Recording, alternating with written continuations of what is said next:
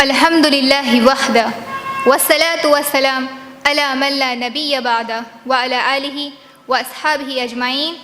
اعوذ باللہ من الشیطان الرجیم، بسم اللہ الرحمن الرحیم۔ فاقیموا الصلاة ان الصلاة كانت علی المؤمنین کتابا موقوتا۔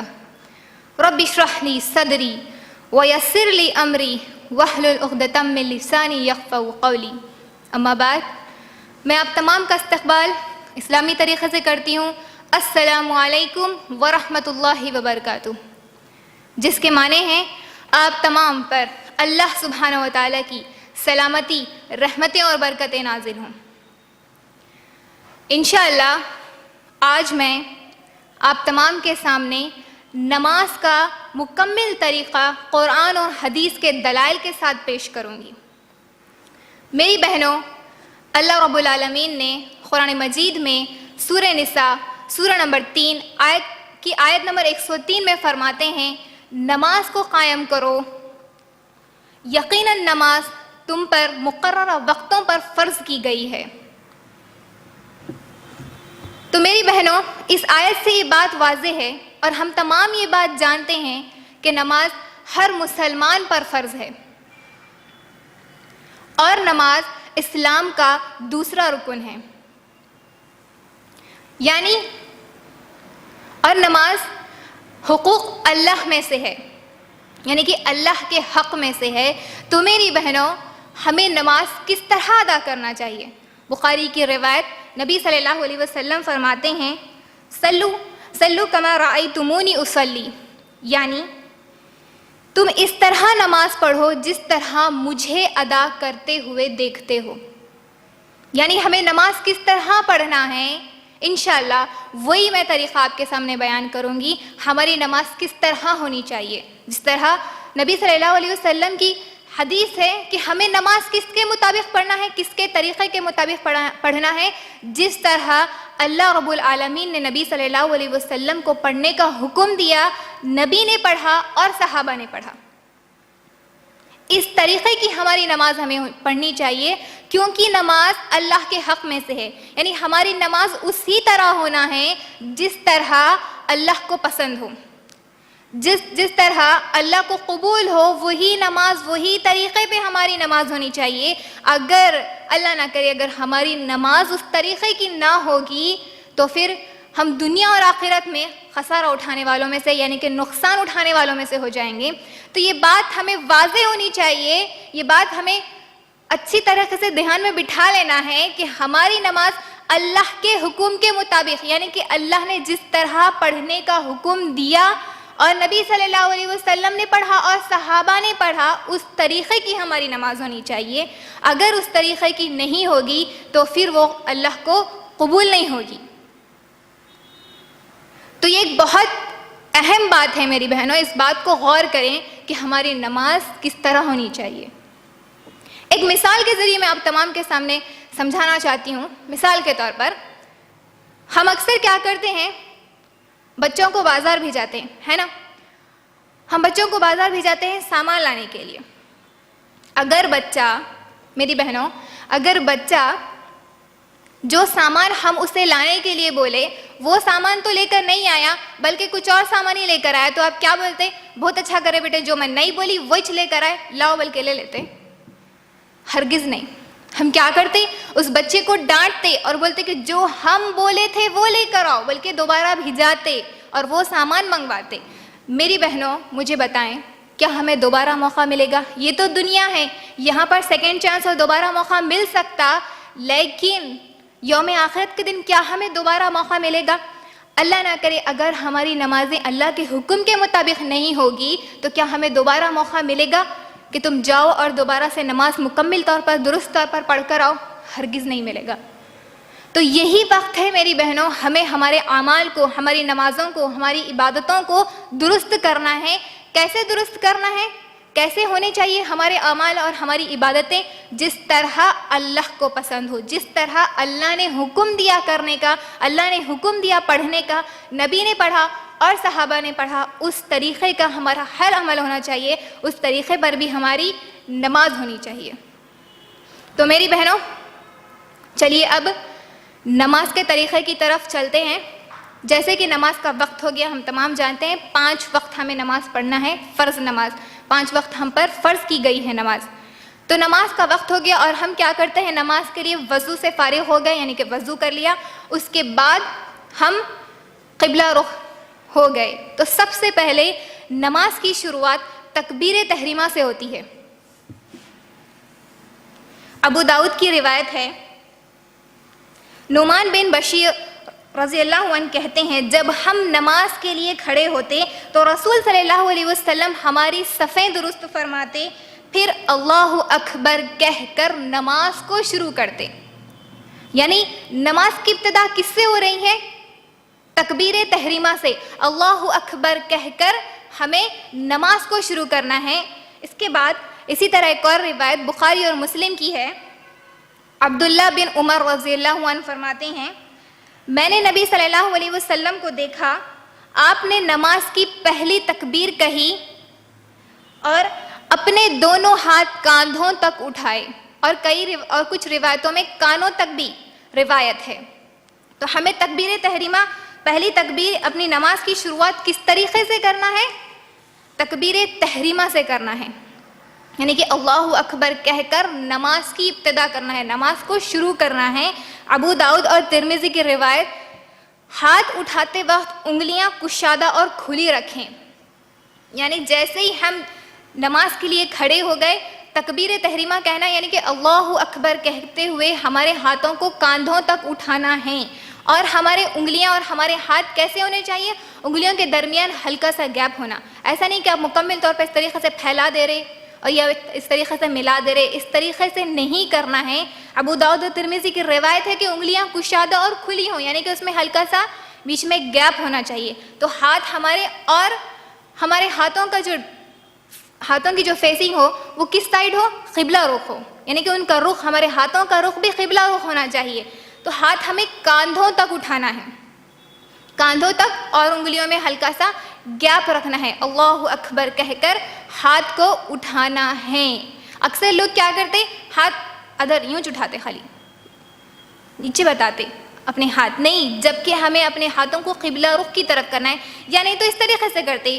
یہ عمل درست نہیں ہے میری بہنوں. غور سے سنیے اور غور سے دیکھیے آپ ایک ایک رکن کو کہ کس طرح ادا کرنا ہے, ورنہ پھر ہماری نماز قبول نہیں ہوگی. تو کس طریقے سے ہمیں ہمارے ہاتھ اٹھانے ہیں؟ کاندھوں تک, اللہ اکبر کہہ کر ہاتھ اٹھانے ہیں کاندھوں تک. اس کے بعد ہاتھ باندھنا ہے. ابو داؤد کی روایت ہے, طاؤس رحمۃ اللہ علیہ کہتے ہیں, رسول صلی اللہ علیہ وسلم نماز میں دایاں ہاتھ بائیں ہاتھ کے اوپر رکھ کر مضبوطی سے سینے پر باندھتے. دایاں ہاتھ یعنی کہ رائٹ ہینڈ, اس کے بعد بایاں ہاتھ, دایاں ہاتھ بائیں ہاتھ کے اوپر رکھتے, یعنی کہ رائٹ ہینڈ لیفٹ ہینڈ کے اوپر آئے گا. اس طریقے سے رکھ کر ہمیں ہاتھ سینے پر باندھنا ہے مضبوطی سے. حدیث کے الفاظ, ہاتھ باندھ لیے, نماز کی شروعات ہو چکی, تکبیر تحریمہ, ہاتھ اٹھا لیے کاندھوں تک, اور پھر ہم اپنے ہاتھ باندھ لیے. سیدھا ہاتھ لیفٹ ہینڈ کے اوپر آئے گا, رائٹ ہینڈ لیفٹ ہینڈ کے اوپر آ گیا. اس کے بعد ہمیں دعا پڑھنی ہے. ابو ہریرہ رضی اللہ عنہ فرماتے ہیں, یہ روایت بخاری, مسلم, ابو داؤد, نسائی اور ابن ماجہ کی ہے. ابو ہریرہ رضی اللہ عنہ فرماتے ہیں, رسول صلی اللہ علیہ وسلم تکبیر تحریمہ کے بعد قرأت شروع کرنے سے پہلے تھوڑی دیر خاموش رہتے. میں نے عرض کیا, یا رسول اللہ صلی اللہ علیہ وسلم, میرے ماں باپ آپ پر قربان, اس خاموشی میں آپ کیا پڑھتے؟ تو آپ صلی اللہ علیہ وسلم نے فرمایا, اللہم باعد بینی و بین خطایای کما بعدت بین المشرق والمغرب. یہ ایک دعا ہے, اس کے بعد اور بھی ہے, یہ ایک دعا ہے, یہ دعا پڑھتے. اسی کے ساتھ ایک اور روایت, ابو داؤد کی روایت, عائشہ رضی اللہ عنہ, امی عائشہ فرماتی ہیں, رسول صلی اللہ علیہ وسلم جب نماز شروع کرتے تو یہ کلمات پڑھتے, سبحانک اللہم و بحمدک و تبارک اسمک, جسے ہم ثنا کہتے ہیں. یا تو پھر آپ اللہم باعد بینی یہ بھی پڑھ سکتے, یا سبحانک اللہم و بحمدک جسے ہم ثنا کہتے ہیں وہ بھی پڑھ سکتے ہیں. یہ پڑھنے کے بعد ہمیں اعوذ باللہ اور بسم اللہ پڑھنا ہے. ابو داؤد کی روایت, یا پھر اعوذ باللہ, آپ نارمل, ابو داؤد کی روایت ہے, آپ نارمل طریقے سے اعوذ باللہ من الشیطان الرجیم بسم اللہ الرحمن الرحیم پڑھ سکتے, یا اس طریقے سے بھی آپ پڑھ سکتے تعوذ اور تسمیہ جسے کہتے ہیں اعوذ باللہ السمیع العلیم من الشیطان الرجیم من حمزہ ونفخہ ونفثہ بسم اللہ الرحمن الرحیم. اس طریقے سے پڑھ کر ہمیں اس کے بعد جو عمل کرنا ہے وہ سورہ فاتحہ پڑھنا ہے. مسلم کی روایت ہے، ابو ہریرہ رضی اللہ عنہ فرماتے ہیں رسول صلی اللہ علیہ وسلم نے فرمایا جس نے نماز میں سورہ فاتحہ نہ پڑھی اس کی نماز ناقص ہے. اور آپ صلی اللہ علیہ وسلم نے یہ بات 3 مرتبہ دہرائی، یعنی کہ اس کی نماز ناقص ہے، اس کی نماز ناقص ہے، اس کی نماز ناقص ہے، یعنی نامکمل ہے. سورہ فاتحہ ہمیں پڑھنا ہی پڑھنا ہے. ایک اور روایت بخاری اور مسلم کی روایت ہے، رسول صلی اللہ علیہ وسلم نے فرمایا لا صلاح لمن لم یقرأ بفاتح الکتاب، یعنی جس شخص نے نماز میں سورہ فاتحہ نہیں پڑھی اس کی نماز نامکمل ہے، اس کی نماز نہیں ہے. یعنی سورہ فاتحہ کی بغیر ہم ہماری نماز کو مکمل نہیں کر سکتے، ہماری نماز نہیں ہوگی. تو ہمیں سورہ فاتحہ پڑھنا ہے. سب سے پہلے دعا پڑھنا ہے، اس کے بعد اعوذ باللہ اور بسم اللہ پڑھنا ہے، اس کے بعد سورہ فاتحہ پڑھنا ہے. اس کے بعد والا جو عمل ہے کوئی دوسری سورت پڑھنا ہے، یعنی سورہ فاتحہ کے بعد کوئی بھی دوسری سورت ہمیں ملا کر پڑھنا ہے. ابن ماجہ کی روایت جابر بن عبداللہ رضی اللہ عنہ کہتے ہیں ہم ظہر اور عصر کی نماز میں امام کے پیچھے پہلی 2 رکعتوں میں سورہ فاتحہ اور دوسری سورت پڑھتے، جبکہ باقی 2 رکعتوں میں صرف سورہ فاتحہ پڑھتے. یعنی ظہر کی 4 رکعت فرض، عصر کی 4 رکعت فرض، مغرب کی 3 رکعت فرض اور عشاء کی 4 رکعت فرض کی پہلی 2 رکعتوں میں سورہ فاتحہ کے ساتھ کوئی اور سورت یا کسی سورت کا کچھ حصہ جسے ہم ضمی سورہ بھی کہتے ہیں وہ پڑھتے، اور اس کے بعد تیسری اور چوتھی یا مغرب کی تیسری رکعت میں صرف سورہ فاتحہ پڑھتے. تو یہاں پر تیسری اور چوتھی رکعت میں ہمیں ضمی سورہ کی چھوٹ ہے. تو صرف سورہ فاتحہ بھی اگر ہم تیسری اور چوتھی رکعت میں پڑھ لیں گے تو کافی ہے. اس کے بعد جو ہمیں عمل کرنا ہے وہ ہے رکوع کرنا ہے. رکوع میں جانے سے پہلے اور رکوع سے اٹھنے کے بعد تکبیر تحریمہ کی طرح دونوں ہاتھ کاندھوں تک اٹھانا ہے. میری بہنوں یہ ثابت ہے. اکثر لوگوں کو یہ بات نہیں معلوم اور یہ عمل نہیں کرتے، جبکہ حدیث ہمیں بہت ساری احادیث اس کے تعلق سے ملتی ہیں کہ ہمیں رکوع میں جانے سے پہلے اور رکوع سے سر اٹھاتے وقت رفع دین کرنا ہے، ہاتھ کاندھوں تک اٹھانا ہے. بخاری کی روایت عبداللہ بن عمر رضی اللہ عنہ سے روایت ہے کہ رسول صلی اللہ علیہ وسلم جب نماز شروع کرتے تو کاندھوں تک رفع دین کیا کرتے تھے، اور اسی طرح جب رکوع میں جاتے اور رکوع سے سر اٹھاتے تھے تو رفع دین کیا کرتے تھے اور سمیع اللہ لمن حمدہ ربنا ولک الحمد کہتے. یعنی کہ جب نماز شروع کرتے تب اپنے ہاتھ کاندھوں تک اٹھاتے، رکوع میں جانے سے پہلے اور رکوع سے سر اٹھاتے وقت بھی ہمیں رفع دین کرنا ہے، اور رکوع سے سر اٹھاتے وقت رفع دین کے ساتھ سمیع اللہ لمن حمدہ کہتے ہوئے ربنا ولک الحمد کہنا ہے، اور سجدوں میں رفع دین نہیں کرتے تھے. میری بہنوں یہ ایک بہت بڑی سنت ہے جو آج ہم نہیں جانتے اور ہمارے نمازوں میں یہ عمل نہیں کرتے، جبکہ یہ نبی صلی اللہ علیہ وسلم سے ثابت ہے. کئی احادیث اس کے تعلق سے موجود ہے. اسی طرح سید احمد بن صدیق الغماری رحمۃ اللہ علیہ نے اپنی کتاب میں رفع دین کی احادیث کو 50 صحابہ کرام سے روایت کیا. یعنی کہ نبی صلی اللہ علیہ وسلم رفع دین کیا کرتے تھے، 50 صحابہ نے اس کی گواہی دی، اس کے تعلق سے حدیث روایت کی. تو ہمیں دلیل ملتی ہے، ہمیں پروف ملتا ہے کہ رفع دین کرنا ہے.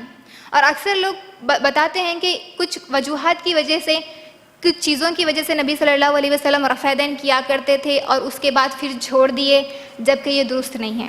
ایسا کہیں بھی ہمیں نہیں ملتا کہ نبی صلی اللہ علیہ وسلم کرتے تھے پہلے پھر بعد میں چھوڑ دیے یا چھوڑنے کا حکم دیا، ایسا کہیں بھی موجود نہیں ہے. تو ہمیں رفع دین کرنا ہے. اس کے بعد رفع دین کے ساتھ رکوع میں جانا ہے. بخاری اور مسلم کی روایت ہے یہ. رکوع میں ہماری پیٹھ بالکل سیدھی ہونی چاہیے. اکثر لوگ کیا کرتے ہیں، ہلکا سا صرف جھکتے ہیں, ہلکا سا بینڈ ہوتے ہیں, رکوع کرتے اور اٹھ جاتے ہیں. نہیں, رکوع میں ہماری پیٹھ مکمل طور پر سیدھی ہونی چاہیے اور سر کو پیٹھ کے برابر رکھنا ہے. سر کو کیسا رکھنا ہے ہمارے؟ فار ایگزامپل یہ ہماری پیٹھ ہے تو ہمارے سر کو نہ نیچے جھکانا ہے نہ اوپر اٹھانا ہے, بلکہ اسٹریٹ پیٹھ کے برابر اسے رکھنا ہے اور اپنے دونوں ہاتھوں کی ہتھیلیوں کو دونوں گھٹنوں پر رکھنا ہے. اکثر لوگ اپنے رانوں پر رکھتے, تھائس پر رکھتے, ہلکا سا اس طرح رکھ کر جھک کے رکوع کرتے اور اٹھ جاتے, جبکہ یہ درست عمل نہیں ہے میری بہنوں. تو ہمیں کس طرح رکوع کرنا ہے؟ مکمل طور پہ اچھے سے جھکنا ہے, جس میں ہماری پیٹھ مکمل طور پہ سیدھی ہونی چاہیے اور ہمارا سر نہ تو اونچا ہونا ہے نہ نیچا ہونا ہے, اور ہماری ہتھیلیوں سے ہمیں ہمارے گھٹنوں کو پکڑنا ہے. ہمارے ہتھیلیاں, ہمارے ہاتھ کہاں ہونے چاہیے؟ گھٹنوں پر ہونے چاہیے. اکثر لوگ نہیں رکھتے, جس کی وجہ سے وہ رکوع درست نہیں ہے. اسی کے ساتھ ایک اور روایت ترمذی کی روایت ہے, رکوع کی حالت میں نبی صلی اللہ علیہ وسلم کی ہتھیلیاں آپ کے گھٹنوں پر یوں رکھی ہوتی جیسا کہ آپ نے گھٹنوں کو پکڑا ہوا ہو, گھٹنوں کو پکڑا ہوا ہو. اس طریقے سے ہمیں رکوع کرنا ہے. کس طریقے سے کرنا ہے؟ ہمارے ہاتھ گھٹنوں پر ہونے چاہیے, مضبوطی سے ہمیں اسے پکڑ کر رکوع کرنا ہے اور ہماری پیٹھ مکمل طور پر سیدھی ہونی چاہیے اور سر بھی اس کے لیول ہونا, نہ اونچا ہونا نہ نیچے ہونا.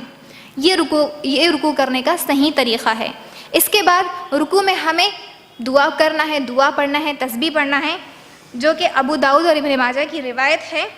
رسول صلی اللہ علیہ وسلم نے فرمایا, جس نے رکوع میں سبحان ربی العظیم کہا اس کا رکوع پورا ہو گیا. کتنے مرتبہ کرنا ہے ہمیں؟ یہ 3 مرتبہ. جس نے 3 مرتبہ سبحان ربی العظیم کہا رکوع میں, اس کا رکوع پورا ہو گیا. مگر یہ کم از کم درجے کا ہے, یعنی کہ کم سے کم ہے, منیمم ہم 3 مرتبہ کر سکتے ہیں. یہ کم ادنا درجے والا رکوع ہے. تو ہمیں کتنے مرتبہ پڑھنا ہے؟ 3 مرتبہ یا پھر 5 مرتبہ یا پھر 7 مرتبہ. ہمیں آڈ نمبرز میں پڑھنا ہے. 3 مرتبہ پڑھ لیے بھی تو رکوع پورا ہو جاتا ہے, لیکن سب سے منیمم, سب سے لوئسٹ والا ہوتا ہے. تو 3, 5, 7 مرتبہ ہم سبحان ربی العظیم پڑھ سکتے ہیں. اس کے بعد رکوع سے سر اٹھاتے وقت رفعین کے ساتھ سمیع اللہ لمن حمیدہ کہنا ہے. یہاں پر جیسے ہی ہم رکوع سے اٹھ رہے تو ہمیں اللہ اکبر نہیں کہنا ہے, بلکہ سمیع اللہ لمن حمیدہ کہنا ہے اور کہہ کر سیدھے کھڑے ہو جانا ہے. یہ روایت بخاری اور مسلم کی ہے. رکوع سے سر اٹھاتے وقت سمیع اللہ لمن حمیدہ کہہ کر اسٹریٹ ہمیں ٹھہر جانا ہے. اس کے بعد بخاری کی روایت, اس کے بعد جو عمل کرنا ہے وہاں پر بھی رکوع سے کھڑے ہو کر ہمیں بھی ایک اور دعا پڑھنا ہے. اس کی روایت بخاری کی روایت ہے, رفع بن رافع رضی اللہ عنہ فرماتے ہیں, ہم نبی صلی اللہ علیہ وسلم کے پیچھے نماز پڑھ رہے تھے. نبی صلی اللہ علیہ وسلم نے رکوع سے سر اٹھایا تو فرمایا سمیع اللہ لمن حمیدہ. تو مقتدیوں میں سے ایک آدمی نے کہا, یعنی کہ جو امام کے پیچھے جو نماز پڑھتے ہیں انہیں مقتدی کہتے ہیں, ان میں سے ایک آدمی نے کہا ربنا ولک الحمد حمدا کثیرا طیبا مبارکا فیہ. جب نبی صلی اللہ علیہ وسلم نماز سے فارغ ہوئے تو پوچھا یہ کلمات کہنے والا کون تھا؟ اس شخص نے عرض کیا میں تھا یا رسول اللہ صلی اللہ علیہ وسلم. تو آپ صلی اللہ علیہ وسلم نے فرمایا 30 سے زائد فرشتے اس کا ثواب لکھنے میں جلدی کر رہے تھے, ان کلمات کا. تو رکوع سے اٹھتے وقت رفعین کے ساتھ سمیع اللہ لمن حمیدہ کہنے کے بعد سیدھے کھڑے ہونے کے بعد ہمیں ربنا ولک الحمد حمدا کثیرا طیبا پڑھنا ہے. اس کا بہت بڑا اجر ہے. تو ان نیکیوں کو ہمیں کمانا ہے, یہ ہمیں نماز میں یہ عمل کرنا ہے. اس کے بعد میری بہنوں رکوع ہو گیا, رکوع کے بعد سجدہ کرنا ہے.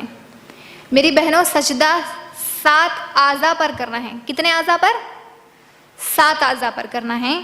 بخاری کی روایت عبداللہ بن عباس رضی اللہ عنہ کہتے ہیں نبی صلی اللہ علیہ وسلم نے مجھے 7 اعضاء پر سجدہ کرنے کا حکم دیا ہے. پیشانی پر کہتے ہوئے نبی صلی اللہ علیہ وسلم نے اپنے ناک کی طرف اشارہ کیا, یعنی کہ فورہیڈ اور نوز, پیشانی اور ناک کو ملا کر ایک اعضا ہو گیا. اس کے بعد دونوں ہاتھ ملا کر دونوں ہاتھ ملا کر ٹوٹل 3 اعضا ہو گئے. اس کے بعد دونوں گھٹنے ملا کر 5 اعضا ہو گئے اور دونوں پاؤں کی انگلیاں ملا کر 7 اعضا ہو گئے. تو ان 7 اعضا پر ہمیں سجدہ کرنا ہے، اور اکثر خواتین ہماری بہت الگ طریقے سے سجدہ کرتی جبکہ یہ درست نہیں ہے۔ سجدے میں سب سے پہلے ہمیں کیا کرنا ہے؟ اپنے ہاتھوں کو ڈالنا ہے میری بہنوں، ہاتھوں کو ڈالنا ہے۔ اور اکثر لوگ کیا کرتے؟ سب سے پہلے بیٹھ جاتے، اس کے بعد ہاتھ کو رکھتے نہیں۔ سب سے پہلے ہمیں سجدے میں اپنے ہاتھوں کو ٹیکنا ہے، اس کے بعد گھٹنوں کو رکھنا ہے۔ تو سب سے پہلے ہمیں اپنے ہاتھوں کو ڈالنا ہے۔ بخاری کی روایت، ابن عمر رضی اللہ عنہ فرماتے ہیں اپنے ہاتھ گھٹنوں سے پہلے رکھتے اور فرماتے کہ رسول صلی اللہ علیہ وسلم بھی ایسا ہی کرتے تھے، یعنی کہ سب سے پہلے اپنے ہاتھوں کو رکھنا ہے۔ اس کے بعد بخاری کی روایت، پیشانی اور ناک زمین پر لگائیں، یعنی کہ ہمارا فور ہیڈ اور نوز جو ہے، پیشانی اور جو ناک ہے اسے زمین پر ٹیکنا ہے، اور سجدے میں دونوں ہاتھ کاندھوں کے برابر ہونے چاہیے، یعنی کہ ہاتھ جو ہمیں رکھنا ہے کاندھوں کے برابر رکھنا ہے۔ ابو داؤد اور ترمذی کی روایت، ابو حمید رضی اللہ عنہ فرماتے ہیں نبی صلی اللہ علیہ وسلم سجدے میں اپنی ناک اور پیشانی زمین کے ساتھ لگاتے اور ہاتھ اپنے پہلوؤں سے الگ رکھتے اور ہاتھ کاندھوں کے برابر رکھتے، یعنی کہ ہاتھ کو ہمیں ملا لینا نہیں ہے مکمل۔ اس طریقے سے عورتیں اکثر کیا کرتے؟ اس طریقے سے ملا کر جھک کر اپنے آپ کو سمیٹ کے سجدہ کرتے، جبکہ یہ درست نہیں ہے۔ اپنے ہاتھ کاندھوں کے برابر رکھنا ہے، سب سے پہلے ہاتھ کو ڈالنا ہے، پھر ہم اپنے گھٹنے رکھ سکتے ہیں، اس کے بعد زمین پر ہماری پیشانی اور ناک لگنا ہے۔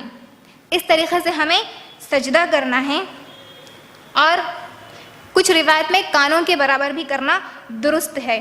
حاکم کی روایت، سجدے میں ہاتھوں کی انگلیاں ایک دوسرے سے ملا کر رکھیں اور انہیں قبلہ رخ رکھیں۔ جس طرح ہم رفع دین کرتے ہیں تو ہمارے ہاتھوں کی انگلیوں میں ہلکا سا گیپ ہوگا، لیکن سجدے میں جب ہم جائیں گے ہاتھ زمین پر ٹیکیں گے تو ہمارے ہاتھوں کی انگلیاں ملنا ہے، ملا کر ہمیں رکھنا ہے۔ اس کے بعد پیر ہمارے کیسے ہونے چاہیے؟ بخاری کی روایت، ابو حمید رضی اللہ عنہ سے روایت ہے نبی صلی اللہ علیہ وسلم نے فرمایا سجدے میں پاؤں کی انگلیاں قبلہ رخ رکھتے اور قدم دونوں کھڑے رکھتے، یعنی کہ زمین پر صرف ہمارے پیر کی انگلیاں ٹچ ہونا ہے، مکمل پیر نہیں لگنا ہے۔ اکثر لوگ اس طریقے سے سلا دیتے الٹا پیر، جبکہ وہ درست عمل نہیں ہے۔ صرف ہماری انگلیاں ہلکے سے ہمیں قبلہ رخ کی طرف موڑتے ہوئے ہمارے قدموں کو کھڑے رکھنا ہے۔ یہ عمل پیر سے کرنا بہت درست اور آسان ہے، ہاتھ سے مشکل ہے بتانے میں، لیکن آپ لوگ سمجھ سکتے۔ تو ہمیں ہماری پیر کے قدموں کو کھڑے رکھتے ہوئے ہماری انگلیوں کو قبلہ رخ کی طرف کرنا ہے۔ اس کے بعد ابو داؤد اور ترمذی کی روایت، سجدے میں سینہ اور رانی زمین سے اونچی رکھیں، یعنی کہ ہمارا چیسٹ زمین پہ نہیں لگنا چاہیے اور رانیں بھی ہمارے اس طریقے سے زمین پر نہیں ملنی چاہیے۔ زمین پر ٹیکنے والے صرف وہ 7 اعضاء جو میں نے بیان کیے، وہی 7 اعضاء زمین پر لگنا ہے۔ اس کے بعد کوئی بھی اعضاء نہ زمین سے ملنا ہے نہ ایک دوسرے سے ملنا ہے، اور پیٹ کو رانوں سے اور رانوں کو پنڈلیوں سے جدا رکھیں۔ اکثر عورتیں ہماری خواتین یہ عمل کرتی ہیں کہ پیٹ اور ران مل جاتے ہیں ان کے، اور ران اور پنڈلیاں مل جاتی ہیں، تھائس اور اسٹمک وہ سب مل جاتا ہے ایک دوسرے سے، جبکہ یہ درست سجدہ نہیں ہے۔ ہمیں کس طریقے سے نماز پڑھنا ہے؟ جس طرح نبی صلی اللہ علیہ وسلم نے پڑھنا بتایا، اللہ نے جس طرح حکم دیا اس طریقے سے پڑھنا ہے۔ اور یہ طریقہ ہمیں اس طریقے کا کہیں نہیں ملتا کہ اس طریقے سے عورتوں کو سمیٹ کر سجدہ کرنا ہے، یہ طریقہ ہمیں کہیں نہیں ملتا۔ تو میری بہنوں غور سے سنیں کس طریقے سے ہمارا سجدہ ہونا چاہیے۔ تو کوئی بھی پارٹ ایک دوسرے سے ملنا نہیں چاہیے، سب ایک دوسرے سے الگ ہونا ہے اور زمین سے الگ ہونا ہے۔ صرف وہ 7 اعضاء کے علاوہ کوئی بھی چیز نہ ایک دوسرے سے ملنا ہے اور نہ زمین سے لگنا ہے۔ اس کے بعد مسلم کی روایت، حذیفہ رضی اللہ عنہ سے روایت ہے رسول صلی اللہ علیہ وسلم سجدے میں سبحان ربی الاعلیٰ پڑھتے تھے، بالکل اسی طرح جس طرح ہم رکوع میں سبحان ربی العظیم 3 مرتبہ 5 مرتبہ یا 7 مرتبہ پڑھتے ہیں، تو اسی طرح سجدے میں بھی سبحان ربی الاعلیٰ 3 مرتبہ 5 مرتبہ یا پھر 7 مرتبہ ہم پڑھ سکتے ہیں۔ اس کے بعد 2 سجدوں کے درمیان بیٹھنا ہے، 2 سجدوں کے درمیان بیٹھنا ہے۔ میری بہنوں آپ تمام کو سمجھ میں آیا کہ سجدہ کس طریقے سے کرنا ہے؟ میں ایک بار پھر سے دہرا دیتی ہوں میں آپ کے سامنے آسانی کے ساتھ کہ ہمیں سجدہ صرف 7 اعضاء پر کرنا ہے، جس میں سے پیشانی اور ناک ملا کر ایک اعضا ہو گیا. دونوں ہاتھوں کو، تو سب سے پہلے اپنے ہاتھوں کو رکھنا ہے اور ہاتھوں کی انگلیاں ملا کر رکھنا ہے. اس کے بعد ہم سر کو رکھیں گے، اس کے بعد ہم ہمارے گھٹنوں کو رکھیں گے، اس کے بعد ہمارے قدم دونوں کو، قدم کی یعنی کہ ہمارے جس کو ہم پنجہ کہتے ہیں، وہ ہمارے اس کی انگلیاں جو ہے وہ قبلہ رخ ہوں اور ہمارے جو قدم ہیں وہ کھڑے ہوئے ہوں. اس طریقے سے ہمیں ٹیکنا ہے. اس کے بعد نہ ہمارا سینہ رانوں سے ملنا ہے، نہ پیٹ سے ملنا ہے، نہ پنڈلیاں ملنا ہے، کچھ بھی نہیں ملنا. سب ایک دوسرے سے الگ رہنا، یعنی کہ کھلا رہنا چاہیے. اس طریقے سے سجدہ کر کر ہمیں 3، 5 یا 7 مرتبہ سبحان ربی الاعلیٰ پڑھنا ہے. اس کے بعد رکوع سے سجدے سے سر اٹھانا ہے، سر اٹھا کر بیٹھنا ہے 2 سجدوں کے درمیان. یعنی کہ آپ ایک سجدہ کر لیے، اس کے بعد آپ بیٹھ جائیں گے. دوسرے سجدے میں جانے سے پہلے بھی ایک دعا پڑھنا ہے. وہ دعا ابو داؤد، ابن ماجہ اور ترمذی کی روایت ہے. ابو حمید رضی اللہ عنہ فرماتے ہیں رسول صلی اللہ علیہ وسلم سجدے سے اپنا سر اٹھاتے اور اپنا بایاں پاؤں موڑتے، یعنی کہ لیفٹ پیر کو موڑتے، یعنی بچھاتے اسے، پھر اس پر بیٹھتے. بیٹھنے کا طریقہ دیکھیں میری بہنوں، ہمارے لیفٹ پیر کو ہمیں موڑ کر اس کے اوپر بیٹھنا ہے، باقی رائٹ پیر اسی طریقے سے اور سیدھا ہوتے یہاں تک کہ ہر ہڈی اپنے ٹھکانے پر آ جاتی. تو لیفٹ پیر کو موڑ کر اس کے اوپر بیٹھنا ہے، باقی رائٹ پیر اسی طریقے کی پوزیشن میں رہے گا. وہ بیٹھنے میں بہت آسان ہوگا. یہاں بولنے میں یا سننے میں آپ لوگوں کے لیے مشکل لگ رہا ہوگا، لیکن یہ کرنے میں بہت آسان ہے. تو اس طریقے سے بیٹھتے یہاں تک کہ اپنا آگے فرما رہے کہ یہاں تک کہ ہر ہڈی اپنے ٹھکانے پر آ جاتی. اور اکثر ہم لوگ کیا کرتے، ایک سجدہ ایسا مکمل کرتے بھی نہیں، فوری اٹھ کے پھر دوسرا سجدہ کر دیتے، ایک ساتھ دھن خالی سجدے رکوع کر دیتے اور نماز مکمل کرتے. جبکہ نہیں، ہر رکن اچھے طریقے سے ادا کرنا ہے، ہر رکن اچھے طریقے سے ادا کرنا ہے ہمیں. میں 2 بار دہرائی، اس بات کو اچھے سے یاد رکھیں کہ مکمل ارکان ہمیں ادا کرنا ہے نماز میں. جلد بازی میں جو ہم نماز پڑھیں گے وہ نماز قبول نہیں ہوگی میری بہنوں. اس کے بعد 2 سجدوں کے درمیان ہمیں ایک دعا پڑھنا ہے. حاکم، ابو داؤد اور ترمذی کی روایت ہے کہ ہمیں جو دعا پڑھنا ہے وہ دعا ہے اللہم اغفر لی ورحمنی واہدنی واجبرنی وعافنی وارزقنی وارفعنی، یا پھر رب اغفر لی رب اغفر لی رب اغفر لی. یہ بھی دعا 3 مرتبہ ہم پڑھ سکتے. اس کے بعد پھر دوسرا سجدہ کرنا ہے، بالکل اسی طرح وہی سجدہ 7 اعضاء پر کرنا ہے. اس کے بعد دوسری رکعت کے لیے کھڑے ہونا ہے، یا دوسری رکعت بالکل اسی طریقے سے ہم ادا کریں گے. یعنی بالکل اسی طریقے سے سورہ فاتحہ ضمی سورہ پڑھ کر رکوع کریں گے، 2 سجدے کریں گے. اس کے بعد ہمیں تشہد میں بیٹھنا ہے.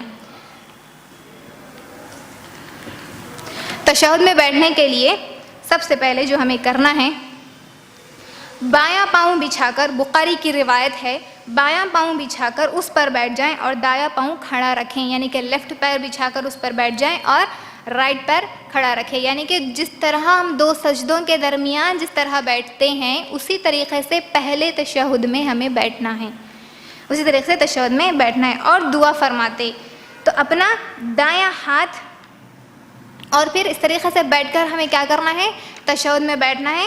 اور اس کے بعد ہمارے جو ہاتھوں کی پوزیشن ہوگی وہ دایاں ہاتھ دائیں ران پر اور بایاں ہاتھ بائیں ران پر، اور کچھ روایتوں میں گھٹنوں پر بھی ہے. اکثر لوگ کیا کرتے اس طریقے سے قریب رکھتے، ویسا نہیں، گھٹنے سے تھوڑا سا اوپر ہمیں ہمارے ہاتھ کو رکھنا ہے اگر ہم رانوں پہ رکھ رہے تو، یا پھر گھٹنوں پر رکھنا ہے.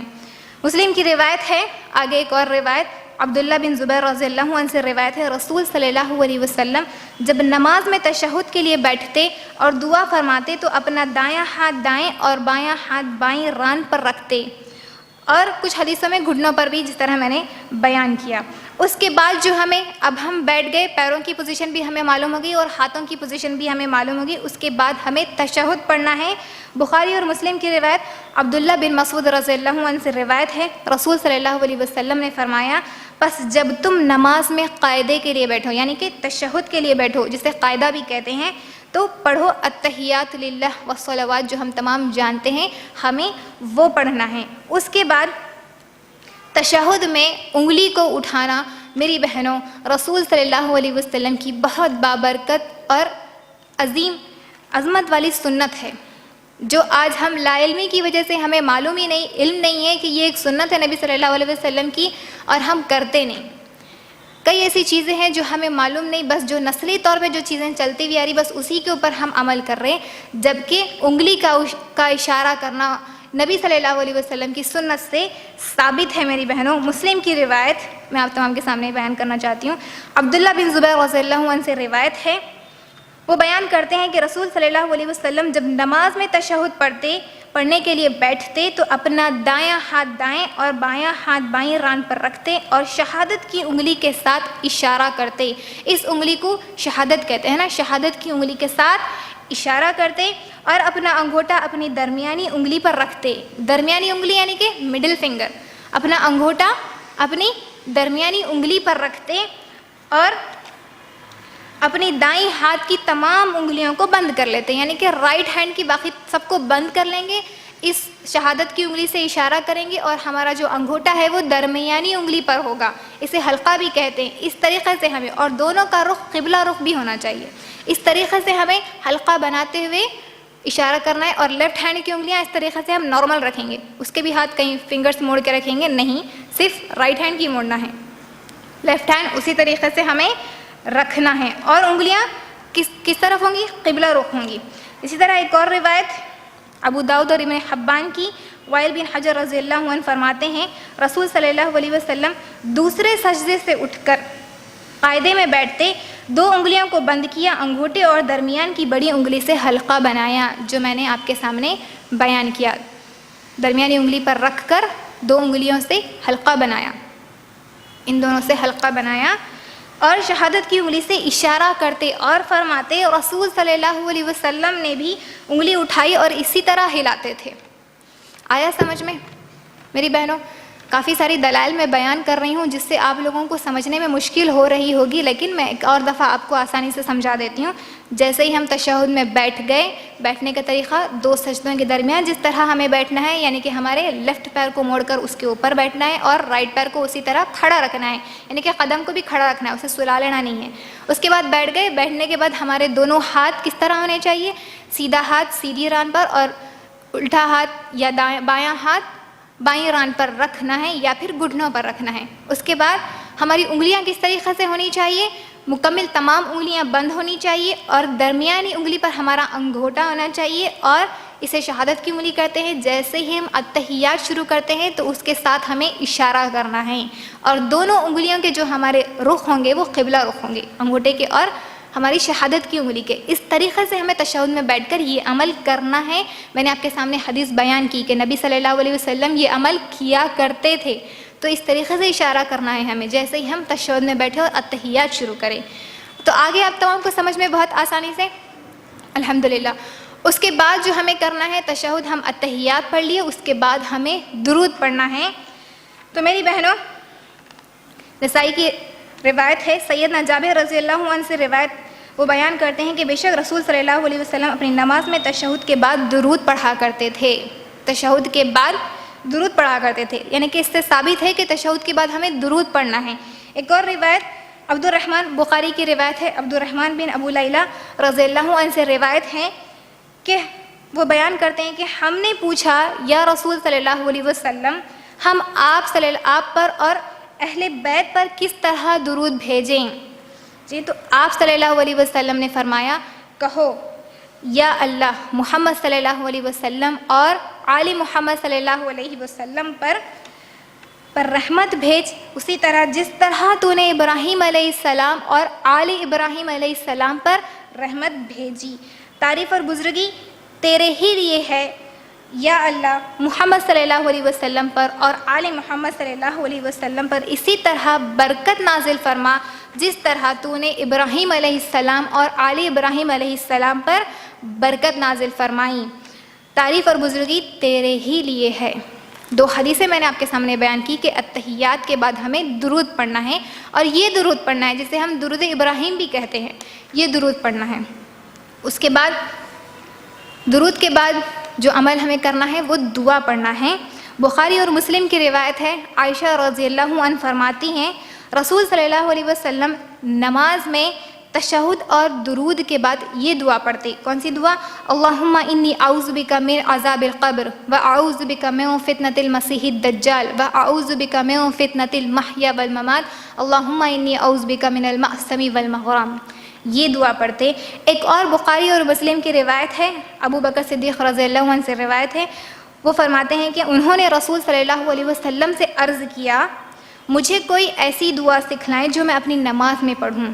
تو آپ نے ارشاد فرمایا کہو اللہم انی ظلمت نفسی ظلما کثیرا، جو ہم اکثر اپنی نمازوں میں پڑھتے ہیں. یہ بھی پڑھ سکتے، یا پھر اب اللہم انی اعوذ بک من عذاب القبر یہ دعا بھی پڑھ سکتے، یا پھر اب اللہم انی ظلمت نفسی یہ دعا بھی پڑھ سکتے، یا یہ دونوں بھی پڑھ سکتے.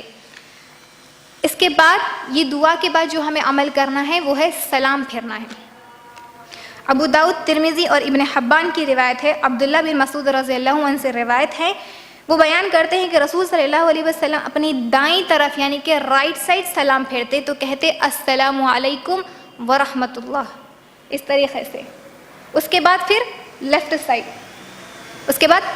سائڈ ٹرن ہو کر سیم السلام علیکم ورحمۃ اللہ علیہ کہتے. اسی کے ساتھ 2 رکعت کی نماز کا طریقہ مکمل ہوا میری بہنوں. اور یہ بات یاد رکھیں کہ جب ہم نماز میں کھڑے ہوں گے تو ہماری جو نگاہیں ہیں، جو ہماری نظریں ہیں، وہ سجدہ جہاں پر ہم سجدہ کرتے ہیں یعنی کہ زمین پر نیچے ہونی چاہیے. اکثر لوگ نماز تو پڑھتے لیکن 4 طرف نگاہیں رکھتے، اوپر نیچے آزو بازو سب ان کو نظر آتا ہے، نہیں، جبکہ ہمیں ہماری نگاہیں نیچی رکھنا ہے. تو اسی کے ساتھ 2 رکعت نماز میں نے آپ کے سامنے بیان کی کہ کس طریقے سے پڑھنا ہے. اس کے بعد میں آپ کے سامنے 3 یا 4 رکعت والی نمازوں میں دوسری رکعت سے اٹھنے کے بعد بھی رفع دین کرنا ہے میری بہنوں. یعنی کہ جس طرح ہم تکبیر کہتے ہیں پہلی جب ہم نماز شروع کر رہے ہیں تو جب ہم تکبیر کہہ رہے ہیں تو ہمیں تیسری رکعت میں بھی تکبیر کہنا، رفع دین کرنا ہے. یعنی جب آپ 4 رکعت کی نماز پڑھ رہے، فار ایگزامپل آپ ظہر کی 4 پڑھ رہے، عصر کی 4 پڑھ رہے اور عشاء کی 4 یا مغرب کی 3 پڑھ رہے، مغرب کی 3 رکعت پڑھ رہے، تو جب ہم تیسری رکعت کے لیے اٹھیں گے تو تب ہمیں تبھی بھی رفع دین کرنا ہے. اس وقت بھی ہمیں اپنے ہاتھ کاندھوں تک اٹھانا ہے اللہ اکبر کہہ کر، پھر تیسری رکعت کے لیے ہاتھ باندھنا ہے. بخاری کی روایت نافع رضی اللہ عنہ سے روایت ہے، وہ بیان کرتے ہیں عبداللہ بن عمر رضی اللہ عنہ جب نماز شروع کرتے تو اللہ اکبر کہہ کر دونوں ہاتھ اٹھاتے کاندھوں تک، اور جب رکوع کرتے دونوں ہاتھ اٹھاتے، اور جب رکوع سے اٹھنے کے لیے سمع اللہ لمن حمیدہ کہتے تو پھر دونوں ہاتھ اٹھاتے، اور جب 3 یا 4 رکعتوں والی نماز میں 2 رکعت کے بعد اٹھتے تب بھی دونوں ہاتھ اٹھاتے اور فرماتے کہ نبی صلی اللہ علیہ وسلم اسی طرح کیا کرتے تھے. آپ کے سامنے میں نے بخاری کی حدیث روایت کی ہے. تو تیسری رکعت کے لیے جب ہم اٹھیں گے، چاہے وہ 4 رکعت والی نماز رہو یا پھر 3 رکعت والی نماز رہو، تو تب جب ہم پہلے تشہد کے بعد جب ہم اٹھ جائیں گے تیسری رکعت کے لیے تو اس وقت بھی ہمیں رفع دین کر کر تیسری رکعت کے لیے ہاتھ باندھنا ہے. اس کے بعد میری بہنوں 4 رکعت والی نماز کے آخری تشہد میں یعنی کہ چوتھی رکعت میں جب ہم بیٹھ جائیں گے سلام پھیرنے کے لیے، جو تشہد میں ہم بیٹھیں گے آخری تشہد میں، اس کا بیٹھنے کا طریقہ تھوڑا سا ڈیفرنٹ ہے، تھوڑا الگ ہے. میں آپ کے سامنے بیان کر دیتی ہوں. بخاری کی روایت ہے، ابو حمید رضی اللہ عنہ صحابہ کرام کی مجلس میں بیٹھے ہوئے تھے، کہنے لگے مجھے نبی صلی اللہ علیہ وسلم کا طریقہ نماز تم سب سے زیادہ یاد ہے. وہ فرما رہے ہیں رسول صلی اللہ علیہ وسلم دوسری رکعت کے بعد پہلے تشہد میں دایاں پاؤں کھڑا رکھتے اور بائیں پر بیٹھتے، یعنی کہ جو نارمل میں نے آپ کے سامنے بیان کیا، دایاں پاؤں کھڑا رکھتے یعنی کہ رائٹ پیر کھڑا رکھتے اور لیفٹ پیر بچھا کر اس پر بیٹھتے، اور آخری رکعت یعنی دوسرے تشہد میں بایاں پاؤں دائیں پاؤں کی پنڈلی کے نیچے سے نکالتے، یعنی کہ رائٹ پیر تو اسی طریقے سے کھڑا رہیں گا، اس کے بعد لیفٹ پیر جو ہمارا ہے اسے ہمیں ہمارے رائٹ پیر کی پنڈلی کے نیچے سے یعنی کہ جو ہمارے گھٹنوں کے نیچے والا حصہ ہوتا ہے اس کے نیچے سے ہمیں نکالنا ہے. یہ سننے میں بہت مشکل لگ رہا ہوگا آپ کو، لیکن کرنے میں بہت آسان ہے، 1 یا 2 پریکٹس میں آ جاتا. تو ہمیں جس طرح ہم 2 رکعت کی تشہد میں بیٹھے تو ہمارے لیفٹ پیر پر بیٹھ رہے تھے، بلکہ ہمیں لیفٹ پیر پر نہیں بیٹھنا ہے، بلکہ ہمیں کیا کرنا ہے، ہمارے لیفٹ پیر کو رائٹ پیر کے نیچے سے نکال دینا ہے اور زمین پر بیٹھ جانا ہے نکالتے، اور دایاں پاؤں کھڑا کر کے کولہے پر بیٹھتے. کولہے پر بیٹھتے ہیں، یعنی کہ وہ ایک ہڈی ہے جو ہپس پر ہوتی ہے، اس ہڈی پر وہ بیٹھ جاتے ہیں۔ اس طریقے سے ہمیں چوتھی رکعت کے لیے بیٹھنا ہے۔ بیٹھ کر تشہد وہی سیم اتحیات پڑھنا ہے، انگلی کا اشارہ بھی کرنا ہے، ساتھ میں درود پڑھنا ہے، پھر درود کے بعد دعا کر کر سیم سیدھی طرف اور پھر الٹی طرف left side, right side, left side ہمیں سلام پھیر لینا ہے۔ یہ 4 رکعت میں تشہد کے بیٹھنے کا طریقہ تھا۔ 2 رکعت والے تشہد کا طریقہ الگ ہے پہلے تشہد کا، اور آخری تشہد کا 4 رکعت والے آخری تشہد کا طریقہ الگ ہے۔ دونوں بھی میں نے آپ تمام کے سامنے بیان کر دیا میری بہنوں۔ تو یہ ہوا ہمارا نماز کا طریقہ مکمل۔ اس کے تعلق سے اگر سوال ہے تو آپ لوگ کر سکتے، لیکن میری بہنوں میں کچھ باتیں آپ کے سامنے بیان کرنا چاہتی ہوں کہ ہماری نماز جو ہم اکثر پڑھتے ہیں، ہم اور لوگوں کو ہم بیان بھی کرتے ہیں کہ یہ طریقے سے نماز پڑھنا ہے، یہ طریقہ درست ہے، ہمارے پاس دلائل ہے، ہم آپ کو قرآن اور حدیث کی روشنی میں بیان کر رہے ہیں، یہ صحیح طریقہ ہے۔ تو اکثر لوگ بولتے ہیں کہ یہ آپ نیا طریقہ بتا رہے ہم کو، ہم تو اتنے سالوں سے پڑھتے ہوئے آ رہے، یہ اب نیا طریقہ بتا رہے۔ جو ہم پڑھ رہے میری بہنوں وہ نسلی طریقہ ہے، یعنی کہ جو ہمارے والدین نے ہمیں سکھایا ہم وہ پڑھ رہے ہیں اور اس کے اوپر عمل کر رہے ہیں، پھر ہمارے والدین نے بھی وہی سیکھا جو ان کے والدین نے انہیں سکھایا، وہی پڑھ رہے ہیں۔ میں ایسا بھی نہیں کر رہی ہوں آپ لوگوں کی کہ وہ غلط طریقہ ہے۔ اگر ہمارا نماز پڑھنے کا طریقہ بالکل اسی طریقے پہ تو الحمدللہ ہم لوگ درست عمل پر ہیں، لیکن اگر ایسا نہیں ہے تو یہ بات یاد رکھ لیں کہ ہماری نماز قبول نہیں ہوگی، کیونکہ نماز اللہ قبول کرنے والا وہی نماز ہے جس کو پڑھنے کا حکم اللہ نے جس طرح پڑھنے کا حکم دیا وہی نماز قبول ہوگی۔ اکثر لوگ بولتے ہیں کہ یہ طریقہ نیا دکھ رہا، یہ نیا نہیں ہے میری بہنوں، کیونکہ ہم لوگ کیا کرتے، ہمارے پاس یہ ایک بہت بڑی غلطی ہے کہ ہم کیا کرتے، تحقیق نہیں کرتے، معلومات نہیں کرتے کہ اصل طریقہ کیا ہے، اللہ نے کیا حکم دیا، ہماری عبادتیں کیسی ہونی چاہیے، ہمیں کیا عمل کرنا چاہیے، کیا عمل نہیں کرنا چاہیے۔